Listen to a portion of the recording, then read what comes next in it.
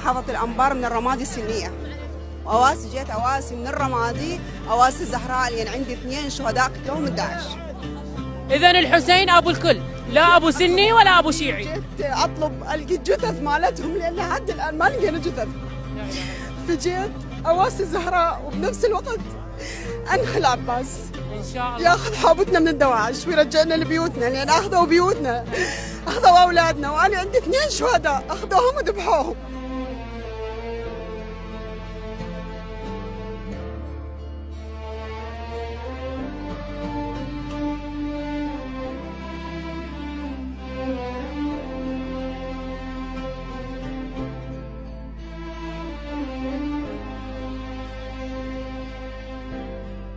امرأة من الرمادي جاية تواسي الحسين، يعني جيت أطلب مرادي وأريد العباس يبين حوبتنا إحنا كليتنا الإسلام. أكيد.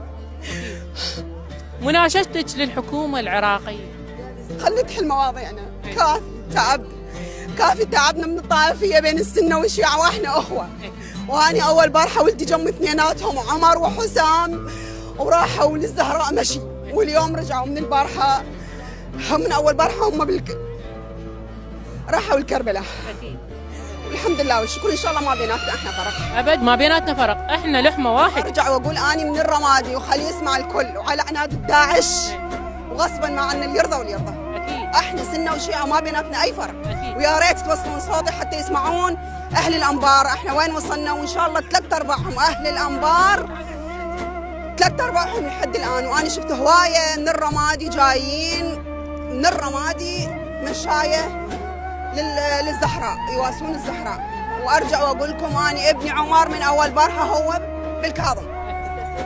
بالكاظم وجيت مشي لبيك يا حسين، لبيك يا حسين، لبيك يا حسين، لبيك يا نستمد من هاي الذكرى ان الحسين حسين الكل وابو الكل وابو الكل.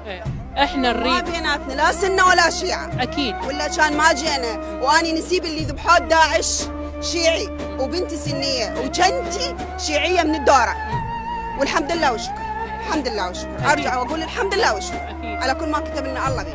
لا فرق بين اعجميين او عربيين الا بالتقوى، هذا قول الامام الصادق عليه من السلام. البارحه مشي، اكيد من البارحه من أكيد. الدوره جيت أكيد. مشي، كنت أكيد.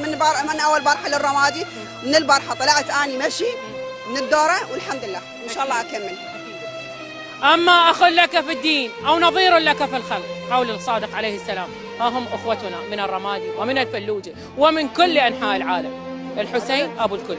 يا من بعده ومن تسمعون ولم تسمعون، ها هي بنت الرمادي.